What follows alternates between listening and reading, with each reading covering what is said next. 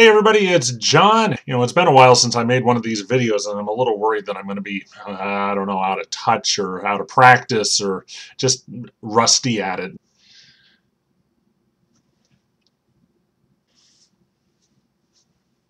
So we'll see how this goes. Anyway, I'm here today to start working on a new story project for my blog, the least read blog on the web, which can be found on my author website, johnwotte.com. Feel free to go and poke around in there, just see what's all there. You might find something that you like.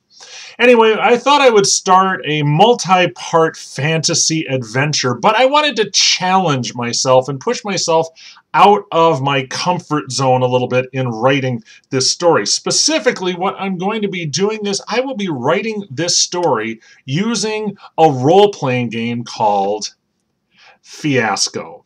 Fiasco can best be described as a group of horrible people making lousy decisions and ultimately ruining their own lives, which is, it's sort of like, well, it's sort of like living out a Coen Brothers movie like Fargo or something like that. If you want to see an in-depth explanation and example of Fiasco being put to work to tell a story, you can head on over to Will Wheaton's tabletop gaming show.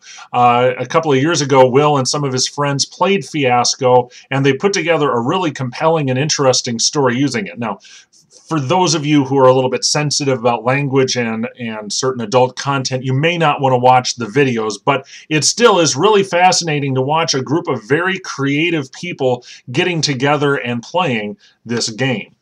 I myself have played this game twice. The first time was with my brother and brother-in-law. We didn't quite tell the story the right way, and we wound up having to, I think, kill my character in a plane crash to end the story. But the best time I've ever had playing Fiasco was with two of my fellow authors, Jason Joyner and Morgan Bussey. It was an absolutely fun evening filled with a lot of laughter, and the story we told was epic in every way, shape, and form. The way you play Fiasco is actually pretty simple. What you do is you gather 3 to 5 players. You can go as low as 3 or as high as 5, although I've heard from various sources that 4 is really the ideal number. The first thing you do is, once you get your players together, is you pick a scenario that you want to play. Now, the Fiasco rulebook has a number of scenarios in it, as does an expansion that the company put out, but there are also a number of free expansions that you can download from the Fiasco website that fans have put together and so on and so forth. Once you've picked out your scenario, you grab a bunch of dice, you roll them, and then you use those dice to define a number of things about the people who are playing the game. You define relationships between the characters. For example, are they friends or family or enemies, lovers, ex-lovers, or some combination of all of the above. You decide what kind of desires and needs your characters have in relationship to each other. You find out some objects that will be important to them. And last, you find some locations that will be important to the story. And then what happens is you go around the table and each person is able to tell the story from their character's perspective. They can pull in the other characters as they need them. You kind of act it out, do the dialogue. There's some decision making about whether or not the scene ended good or bad for the character. And you keep doing that until everybody has done, basically, if memory serves, 2 scenes where they've been in control of 2 scenes. At the midway point through the game, then you have what's known as the tilt. Again, you roll a bunch of dice, you consult a chart that's in the rule book, and that helps decide what kind of new factors are going to be added to the story. 2 things that have to occur as the story continues. And then again, you go around the table with each character taking control of 2 scenes apiece, pulling in the other characters as they have to, continuing the story along, incorporating the factors from the tilt, until finally, after everybody's had 2 additional scenes, you have to wrap up the story and kind of do a little montage of this is where everybody winds up. Now, the rules are a little bit more complicated than that. If you're really interested, I do suggest getting the book and looking at it. It's fascinating.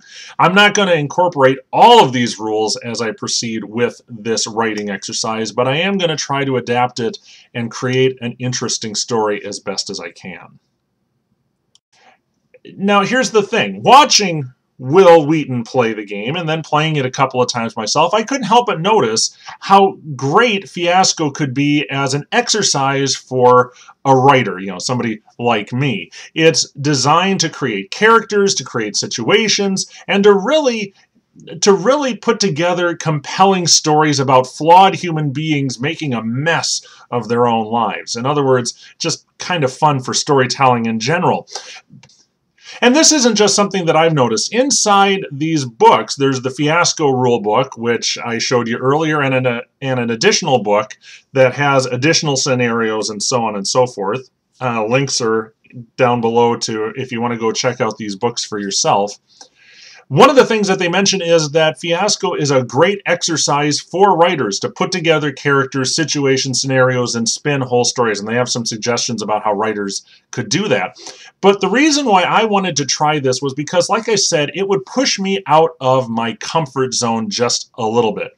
You see, every writer can fall into a number of different camps in how they put together their stories. For example, some writers are what you would call seat-of-the-pants writers. They don't have any idea how their story is going to go, what the middle's going to be like, what the ending's going to be like. They just have some characters and situations in mind. They throw it all together and just see what comes out. Other authors have to outline their stories. They have to sit down and think about it and plan out the beginning, the middle, and the end, and a lot of the stuff in between. And when it comes to me, I'm more of an outliner than a seat-of-the-pants type writer. Well, with Fiasco, I kind of have to be a seat-of-the-pants kind of writer. I can't sit down and predict how the story is going to go because a lot of it is going to be dependent on how the dice are rolled. And not only that, but there are two other camps that authors fall into as well. One is plot-first writers. These are writers who come up with the story first, and then as they work on the story, they start realizing what characters they need, and they put those characters into the story. And the other type of writer are the character-first writers. They are the ones that these writers will come up with a number of characters and say, I want to put these characters together and see what comes out. Now, in terms of where I fall on that scale, I'm a little bit more of a plot-first writer. I like to figure out the story first. I usually have ideas about stories before characters, but that's not always true. For example, my book Fail State. Fail State was definitely a plot-first story. I had the idea for the story first before I came up with Fail State or Gauntlet or any of the other characters. But with another book that I wrote, which is namely Numb, I came up with the main character, Crusader, first, and then started thinking, if I have him, what kind of situation can I put him in and what kind of trouble can he get into? But like I said, I'm more of a plot-first writer. Well, I can't be a plot-first writer if I use Fiasco. I have to come up with the characters first. And so what I thought I would do is, with the permission of the people who put together Fiasco, I would show you how I will use this game to put together a cast of 4 characters and a general situation, and then I will go week by week writing a scene from the perspective of each character. Halfway through, I will do the tilt, just like the game says we have to. And then, finally, I'll do another group of scenes, again, from each character, and then wrap it up. I don't know exactly how long this will take. I'm kind of nervous about trying it because, like I said, this is going to be outside of my comfort zone, but I'm also excited to see how it turns out. So, for this writing exercise, I am going to be using a expansion that I created for myself for this exercise called Darkshire Woods. This was my first attempt at creating a Fiasco playset. I don't know how good it is, but it has enough interesting combinations in it that I think it should provide for some interesting storytelling. Are you ready to go? Well, let's go and start rolling some dice, and we'll see what happens. Well, here we go. We are going to start figuring out the relationship between the various characters that are going to be in this story.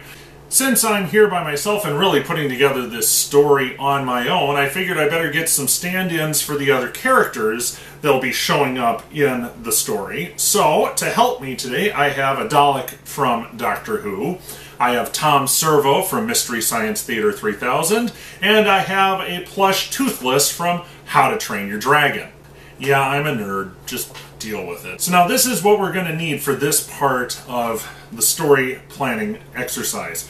We need a whole bunch of dice, and what we actually need are 4 dice per character. So I've got my 4 dice per character, 16 total. Don't need these ones, so I'll put them away. We need a bunch of note cards to help record everything, like, say, we'll use yellow for the relationships between characters, we'll use purple for the needs and desires of the characters, we'll use green for objects, we'll use pink for locations, we need a Sharpie marker to record everything, and then we also need a copy of the play set that we're doing. So, what we do is we pick up the dice, all 16 of them, we give it a good hearty shake, and we dump them out. Once we have these dice rolled like this, basically what happens next is we take a look at pages in the playset. You notice that there are 6 categories, for example, of relationships: family, romance, the royal court, history, the commoners, and the fantasy tropes. The idea is that going around the circle, each person gets to pick a dice out of this to start defining the relationship between their characters and then fine-tuning the relationship between each character. And then the same thing happens with each successive category, the needs, the objects, and so on and so forth. Now, since I'm the only one playing, I get to decide what dice go where, so let's dig into it. And I know this is going to be so fascinating, so through the magic of editing, we'll just get going a little bit faster.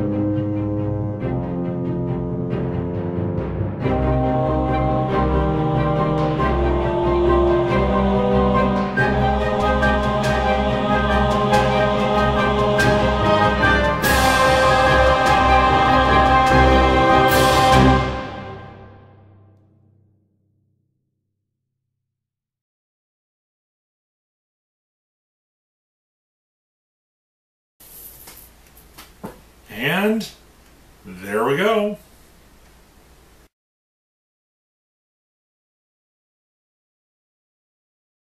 After doing all that, we know what the relationships are going to be between the 4 characters in this story, whatever the story is going to be. And we also know an object that's going to be important to the story and a location that's going to be important to the story. And this is what we have figured out. Between the Dalek and myself, we are united by a noble or not so noble quest. The Dalek and Tom Servo, those 2 characters have a history together. They were enemies, but this is so much bigger than the 2 of them. Between Tom Servo and Toothless, they are members of the royal court.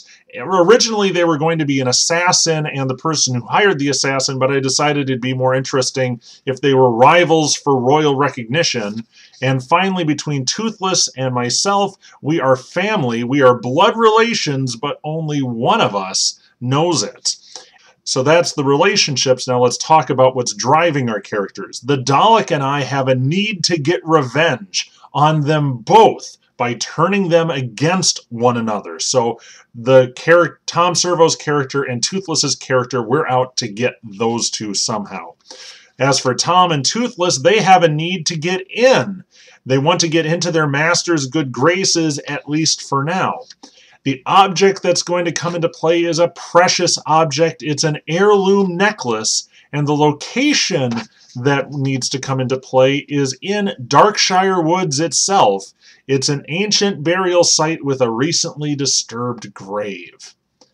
Now, how is all this going to come together? I have no idea.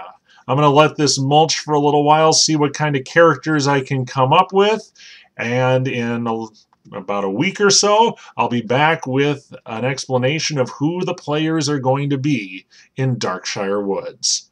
Thanks for tuning in, and I'll see you all later.